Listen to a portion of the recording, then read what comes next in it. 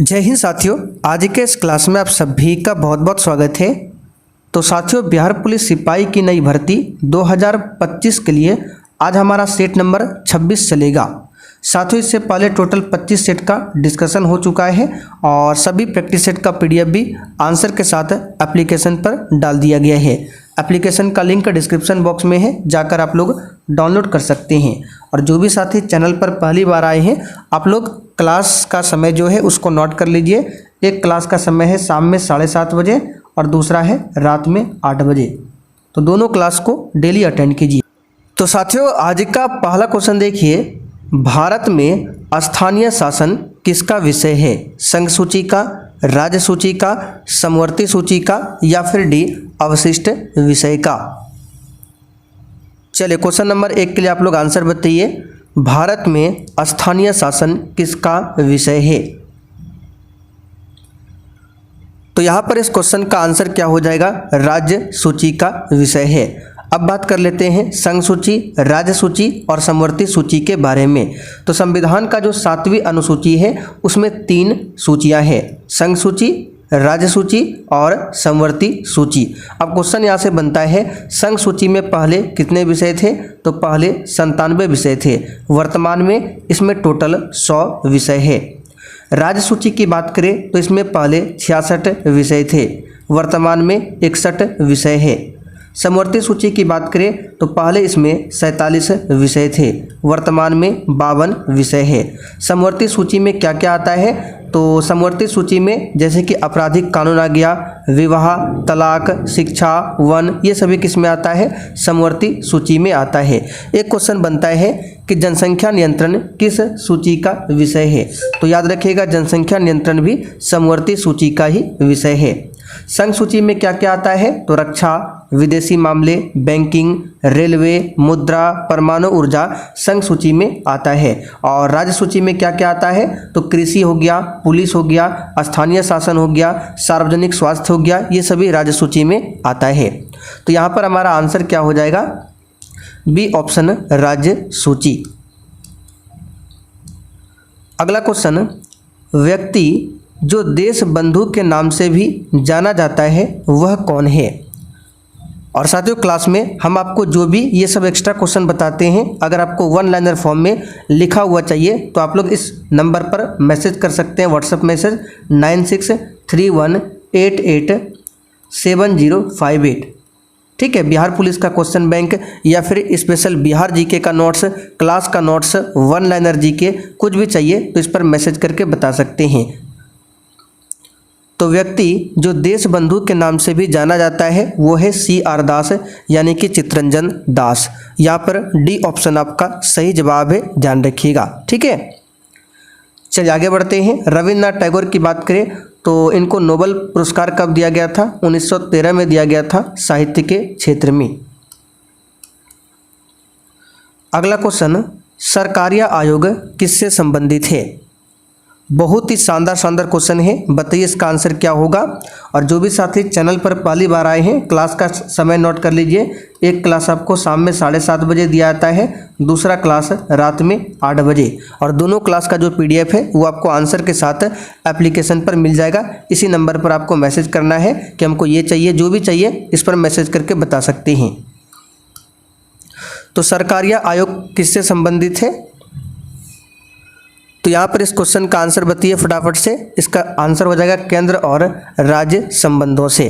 ठीक है, केंद्र और राज्य संबंधों से। सरकारी आयोग का गठन कब हुआ था? तो 1983 में हुआ था। अगला क्वेश्चन, निम्न में से कौन सा पादप हार्मोन वृद्धि का संदमन करता है? यानी वृद्धि को वृद्धि होने से रोकता है, कौन सा पादप हार्मोन है आपको बताना है। तो ये क्वेश्चन बता चुके हैं, ये है एब्सिसिक एसिड या फिर एब्सिसिक अम्ल, जो पौधे की वृद्धि को अवरुद्ध करता है। डी ऑप्शन यहाँ पर आपका सही आंसर है, ध्यान रखिएगा।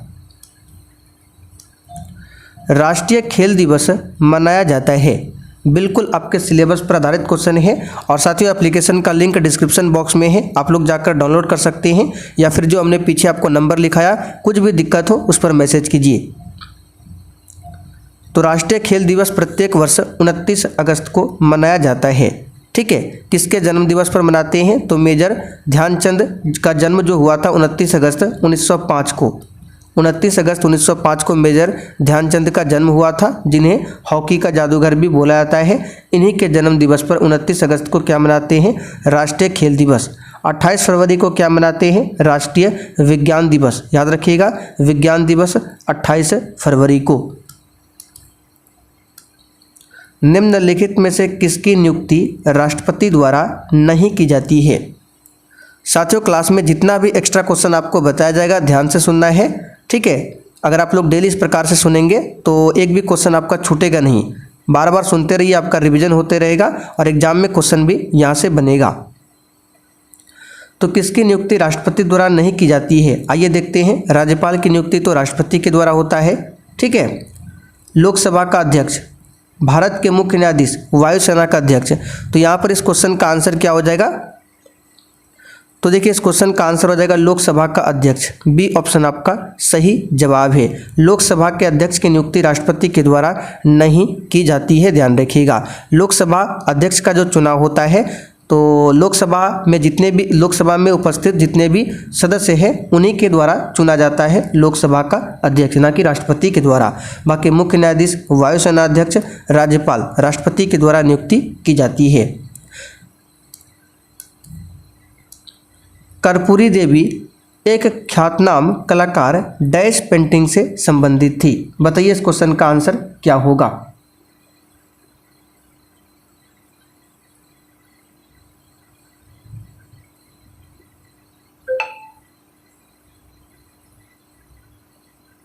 तो यहाँ पर इस क्वेश्चन का आंसर क्या होगा? कर्पूरी देवी एक ख्यातनाम कलाकार किसकी पेंटिंग से संबंधित थी? इसका सही जवाब है मधुबनी पेंटिंग से। ए ऑप्शन यहाँ पर आपका सही आंसर है। निम्नलिखित में से कौन रैयतवाड़ी व्यवस्था का प्रतिपादक था? अच्छा साथियों, आप लोग कमेंट करके बताइए, वायुसेना दिवस, थल सेना दिवस और नौसेना दिवस ये सब कब कब मनाया जाता है? आप लोग बताइए कमेंट करके। तो कौन रैयतवाड़ी व्यवस्था का प्रतिपादक था? इसका सही जवाब क्या हो जाएगा? ऑप्शन दूसरा, थॉमस मुनरो। ठीक है, थॉमस मुनरो। यहाँ पर बी ऑप्शन आपका सही आंसर है, थॉमस मुनरो। आगे देखिए, भारत में सूक्ष्म वित्तीय कंपनियों का विनियामक प्राधिकरण कौन है? तो हमने आपसे पूछा थल सेना दिवस जो कि 15 जनवरी को मनाया जाता है, वायुसेना दिवस 8 अक्टूबर को मनाया जाता है। अब आप लोग बताइए नौसेना दिवस कब मनाया जाता है? फटाफट से आंसर इसका बताइए, नौसेना दिवस कब मनाया जाता है? तो यहाँ पर इस क्वेश्चन का आंसर हो जाएगा भारतीय रिजर्व बैंक, आरबीआई। आरबीआई का गठन 1935 में हुआ था। किस समिति के सिफारिश पर? तो यंग हिल्टन आयोग समिति के सिफारिश पर आरबीआई का गठन हुआ था, ध्यान रखिएगा। ठीक है, अगला question, global gender gap report dash के द्वारा जारी की जाती है? बताइए, ग्लोबल जेंडर गैप रिपोर्ट किसके द्वारा जारी की जाती है? तो साथियों, यहाँ पर इस क्वेश्चन का आंसर क्या हो जाएगा? तो ग्लोबल जेंडर गैप रिपोर्ट जो है ये किसके द्वारा जारी किया जाता है? इसका सही जवाब है वर्ल्ड इकोनॉमिक फोरम के द्वारा। यहाँ पर ए ऑप्शन आपका सही जवाब है, ध्यान रखिएगा। ऑपरेशन फ्लड का संबंध किससे है? तो ऑपरेशन फ्लड जो है ये संबंधित है दूध उत्पादन से। यहाँ पर सी ऑप्शन आपका सही जवाब है, दूध उत्पादन से। 1970 के दशक में भारत में ऑपरेशन फ्लड चलाया गया था। मनुष्य में श्रव्य आवृत्ति की परास क्या है? तो कई बार ये सब क्वेश्चन बता चुके हैं। 20 हर्ट्ज से नीचे की ध्वनि को हम लोग नहीं सुन सकते हैं, इसको बोलते हैं अवश्रव्य। क्या बोलते हैं? अवश्रव्य बोलते हैं। 20 हर्ट्ज से लेकर 20,000 हर्ट्ज तक, ठीक है, 20,000 हर्ट्ज तक इस ध्वनि को हम लोग सुन सकते हैं। इसको ऑडिबल या फिर श्रव्य ध्वनि बोला जाता है। और जो 20,000 हर्ट्ज से ऊपर होता है या फिर इसको बोलते हैं 20 किलो हर्ट्ज, ठीक है, 20,000 हर्ट्ज या फिर 20 किलो हर्ट्ज, इस ध्वनि को भी हम लोग नहीं सुन सकते हैं, इसको बोलते हैं प्राश्रव्य। ठीक है, तो हम लोग जो सुन सकते हैं ये है 20 हर्ट्ज से 20,000 हर्ट्ज। तो यहाँ पर सी ऑप्शन में दिया है 20 हर्ट्ज से 20 किलो हर्ट्ज। किलो हर्ट्ज का मतलब ये होता है 20,000 हर्ट्ज। ठीक है, तो आंसर क्या हो जाएगा? C option. सबसे अधिक प्रयोग आने वाली ज्वर रोधी दवा कौन सी है?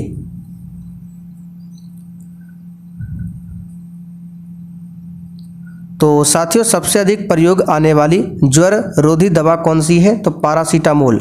यहाँ पर सी ऑप्शन आपका सही है, पैरासीटामोल। निम्न में से कौन एक गैर सदस्य के रूप में संसद के किसी सदन की कार्यवाही में भाग ले सकता है? देखिए, जिन्होंने पॉलिटी क्लास शुरुआत से किया है बिल्कुल आराम से ये सब क्वेश्चन बता सकते हैं। बहुत ही नॉर्मल क्वेश्चन है। और पॉलिटी क्लास आपको geography class, history class, science class ये सब आपको एप्लीकेशन पर मिल जाएगा। तो यहाँ पर इसका सही जवाब है भारत का महान्यायवादी। ठीक है, ये संसद में भाग ले सकता है, ठीक है, बोल सकता है, लेकिन मतदान नहीं कर सकता। इस बात को ध्यान रखिएगा। संसद की कार्यवाही में बोलने का अधिकार है, भाग लेने का अधिकार है, लेकिन मतदान करने का अधिकार नहीं है। तो भारत का महान्यायवादी सही जवाब है। वर्तमान में भारत के महान्यायवादी कौन है? R Venkataramani. R Venkataramani. सूची 1 को सूची 2 से सुमेलित कीजिए। चलिए, सूची 1 को सूची 2 से मिलान करना है। सूची 2 यहाँ पर देख सकते हैं नीचे है, ठीक है, और सूची 1 आपका यहाँ पर है। तो कालीबंगा, सुरकोटदा, कोडदीजी, बनावली ये कहाँ पर है? तो कालीबंगा हम सभी जानते हैं कहाँ पर है? राजस्थान में। तो देखिए राजस्थान कहाँ पर दिया है? 3 नंबर में, यानी A का 3 हो जाएगा। तो A का 3 इसमें भी दिया है, इसमें भी दिया है। आइए आगे देख लेते हैं। सुरकोटदा की बात करें, ये भुज गुजरात में है, भुज कच्छ गुजरात में। तो B का आपका क्या हो जाएगा? गुजरात। देखिए भुज कच्छ दिया 1 में, तो B का 1, तो B का 1 देखिए इसी में दिया है। तो हमारा आंसर B हो जाएगा। A का 3, B का 1, C का 2, D का 4 दिया है, C का 2। कोडदी कहाँ पर है? तो देख सकते हैं सिंध में है। और ये बनावली कहाँ पर है? तो ये आपका हो जाएगा हरियाणा। ठीक है, तो मिला लीजिएगा, B ऑप्शन यहाँ पर सही है। गंगा डेल्टा का सबसे उत्तरी बिंदु क्या है? बताइए, गंगा डेल्टा का सबसे उत्तरी बिंदु क्या है? तो फरक्का। फरक्का जो है गंगा डेल्टा का सबसे उत्तरी बिंदु है। रविंद्रनाथ टैगोर द्वारा रचित गान जन गण मन सबसे पहले जनवरी 1912 में किस शीर्षक से प्रकाशित हुआ था? ये क्वेश्चन शायद हमने कल भी आपको बताया था। बताइए इस क्वेश्चन का आंसर क्या होगा?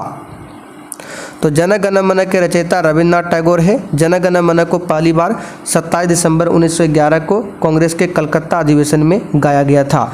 जन गण मन को राष्ट्रगान के रूप में 24 जनवरी 1950 को अपनाया गया था। तो जन गण मन जो ये आया था सबसे पहले जनवरी 1912 में प्रकाशित हुआ था। शीर्षक क्या था? भारत विधाता। गांधी जी के साथ नमक सत्याग्रह का नेतृत्व किसने किया था? ये सब नॉर्मल सा क्वेश्चन है, कई बार बता चुके हैं। बताइए इसका आंसर क्या होगा? तो 6 अप्रैल 1930 को गांधी जी ने प्रातःकाल दांडी समुद्र तट पर नमक बनाकर नमक कानून को तोड़ा था। 12 मार्च से दांडी मार्च स्टार्ट हुआ था। 6 अप्रैल को महात्मा गांधी जी दांडी पहुंच जाते हैं। तो गांधी जी के साथ नमक सत्याग्रह का नेतृत्व किया था सरोजिनी नायडू ने। ऑप्शन के अकॉर्डिंग यहाँ पर डी ऑप्शन आपका सही जवाब है। पंचशील का सिद्धांत निम्नलिखित में से क्या नहीं है? तो पंचशील का सिद्धांत शांतिपूर्ण सह अस्तित्व है, एक दूसरे की भूभागीय अखंडता और सार्वभौमत्व का परस्पर सम्मान करना ये भी है, एक दूसरे के आंतरिक मामलों में पारस्परिक हस्तक्षेप ये सभी है। जबकि गुट निरपेक्षता पंचशील का सिद्धांत नहीं है, ध्यान रखिएगा। गुट निरपेक्षता जो है ये पंचशील का सिद्धांत नहीं है, इस बात को ध्यान रखना है। नेहरू का जो विदेश नीति था उसका मूल अधिकार यही था, पंचशील सिद्धांत। ठीक। 3 प्रमुख राजनेता कौन थे जिन्होंने गुट निरपेक्ष आंदोलन का आरंभ किया था? बताइए 3 प्रमुख राजनेता कौन थे जिन्होंने गुट निरपेक्ष आंदोलन को आरंभ किया था? तो इसका सही जवाब है Jawaharlal Nehru, Gamal Abdel Nasser, Marshal Tito. D option यहाँ पर आपका सही है, ध्यान रखना है। निम्नलिखित में से किसके द्वारा तृतीय बौद्ध परिषद को संरक्षण प्रदान किया गया था?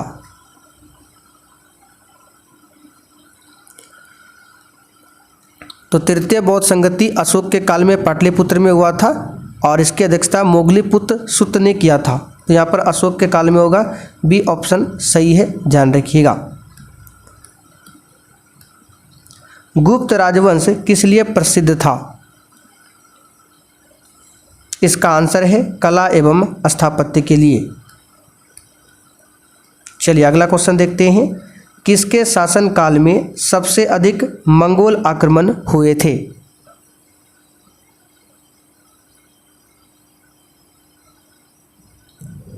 तो साथियों किसके शासनकाल में सबसे अधिक मंगोल आक्रमण हुए थे? तो अलाउद्दीन खिलजी के शासनकाल में।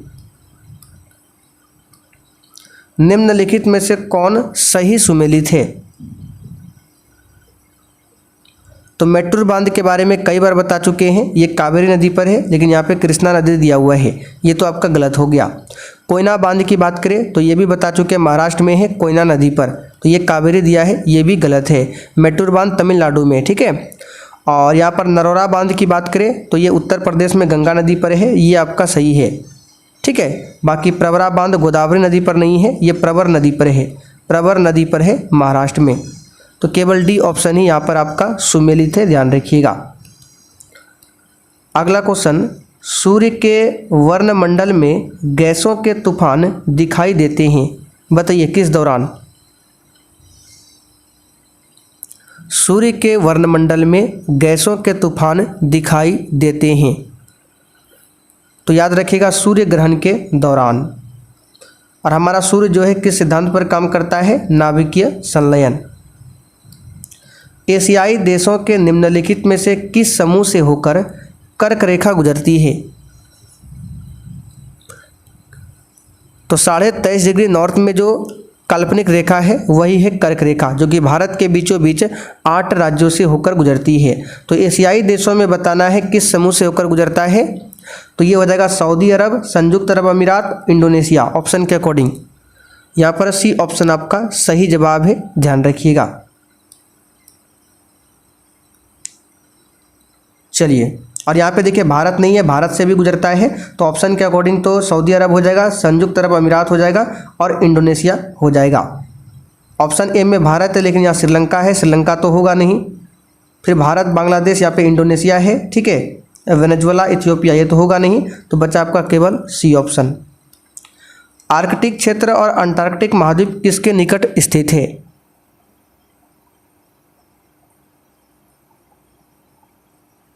चलिए बताइए इस क्वेश्चन का आंसर।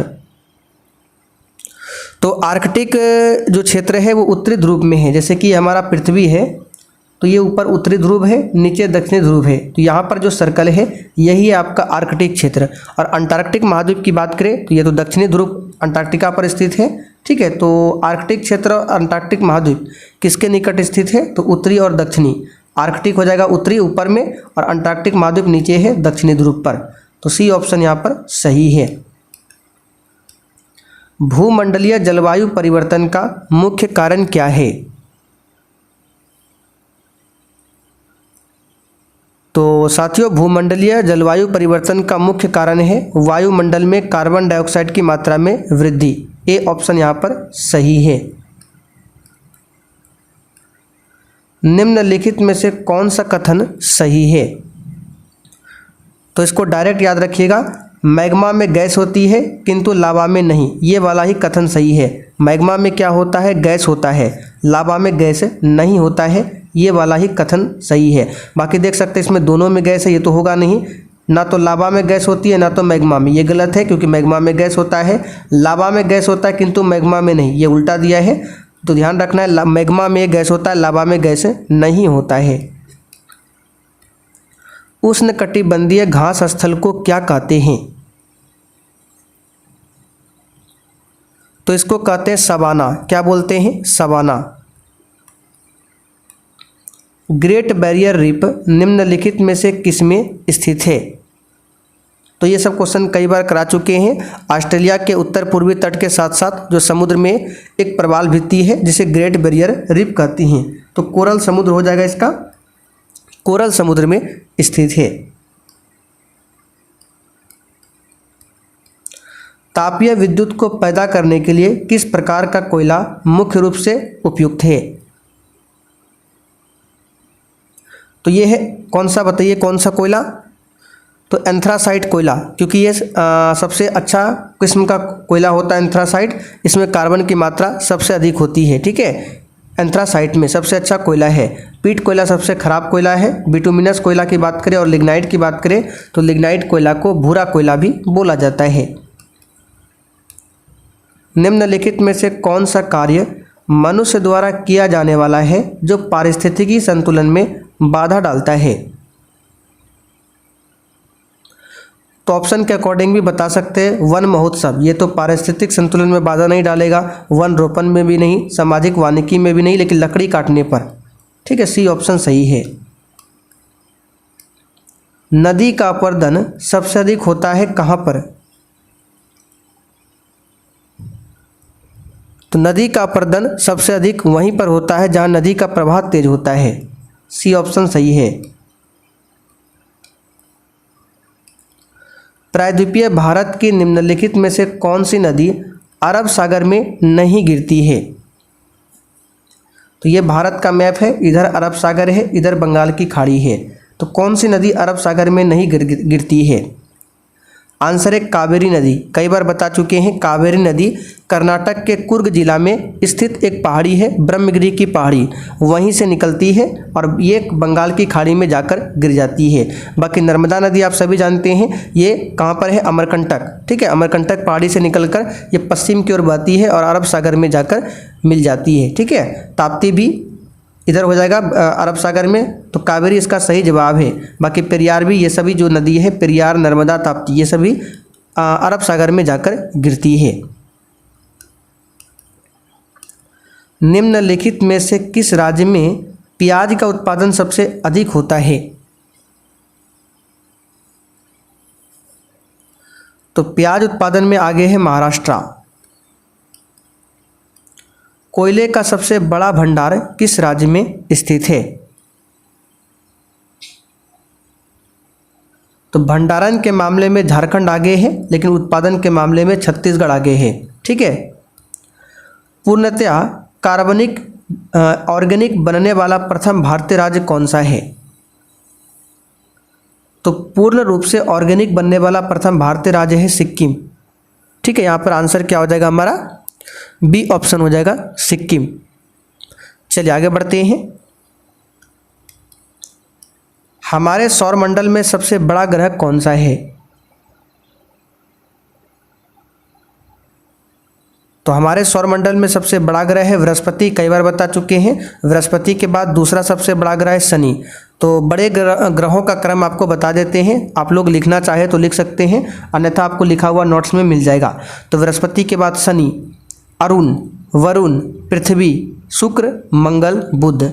आकार के क्रम में पृथ्वी 5वें स्थान पर आता है और सूर्य से दूरी के क्रम में पृथ्वी किस स्थान पर आता है? तीसरे स्थान पर, बुध, शुक्र, पृथ्वी, लेकिन आकार में 5वां, सूर्य से दूरी के क्रम में तीसरा।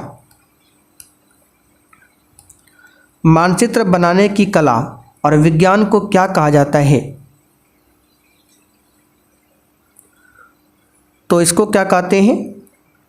तो इसको कहते हैं मानचित्र कला। यदि पृथ्वी के वायुमंडल में CO2 ना हो तो भूपृष्ठ का तापमान क्या होगा?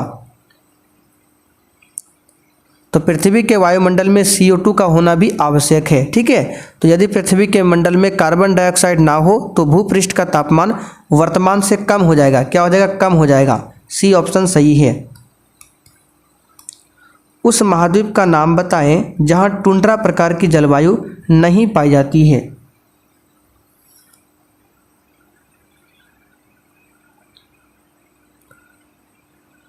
तो इसका सही जवाब है अफ्रीका। अफ्रीका महाद्वीप में टुंड्रा प्रकार की जलवायु नहीं होती है, बाकी यूरोप, एशिया, उत्तरी अमेरिका यहाँ पर होती है। पश्चिम दिशा में अरब सागर की ओर न बहने वाली नदी कौन सी है? ये भारत का मैप है, ठीक है। इधर है अरब सागर, इधर है बंगाल की खाड़ी। तो पश्चिम दिशा में अरब की ओर न बहने वाली नदी कौन सी है? तो नर्मदा तो पश्चिम की ओर बहती है, ताप्ती भी और पेरियार भी, तीनों अभी हमने देखा था। जबकि कावेरी को बताया था, ये कर्नाटक के कुर्ग जिला में ब्रह्मगिरी की पहाड़ी है, वहाँ से निकलती है और ये अपना जल बंगाल की खाड़ी में गिराती है। कावेरी नदी पर ही मेट्टूर बांध है और कावेरी नदी को दक्षिण भारत की गंगा कहते हैं, जबकि दक्षिणी गंगा गोदावरी को बोला जाता है। मध्य रात्रि के सूर्य का प्रदेश किसे कहा जाता है? तो land of midnight sun Norway को कहा जाता है। नॉर्वे की राजधानी ओस्लो है। कहाँ पर है? ओस्लो। संसार में भारत पहले स्थान पर है, बताइए इन चारों ऑप्शन में से किसके उत्पादन में? इसका आंसर है माइका के उत्पादन में। माइका, ठीक है, माइका बोले तो अभ्रक। भारत में जनसंख्या की घनता की परिभाषा की जाती है, बताइए किस रूप में?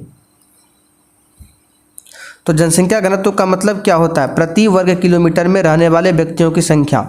डी ऑप्शन सही है। और 2011 की जनगणना के अनुसार भारत का जनसंख्या घनत्व कितना है? आप लोग बताइए कमेंट करके। आपको बता चुके हैं। कौन सा शहर इलेक्ट्रॉनिक सिटी के नाम से जाना जाता है?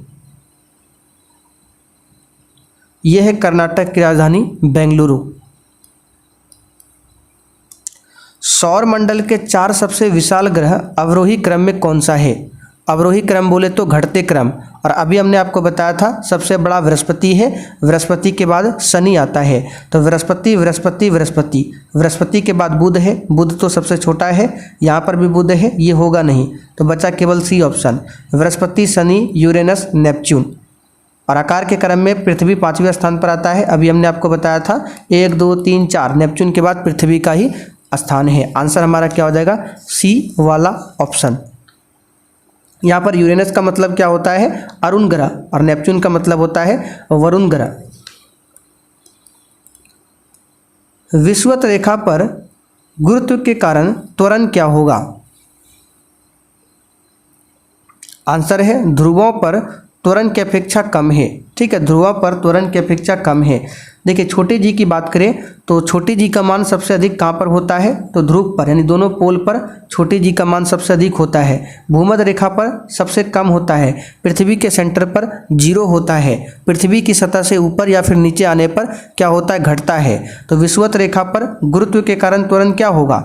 तो विषुवत रेखा पर ध्रुवों की तुलना में कम होगा। तो यहाँ पर देखिए कम दिया है, आंसर ए होगा। यानी यहाँ पर अधिक होता है दोनों ध्रुव पर और इस लाइन पर कम होता है। और इस लाइन को बोलते हैं विषुवत रेखा या फिर भूमध्य रेखा। तो चले साथियों, आज का सेट आपका यहीं पर कंप्लीट होता है। अब आप लोग कमेंट करके बताइए आपने 50 क्वेश्चन में से कितने क्वेश्चन के सही आंसर किए हैं।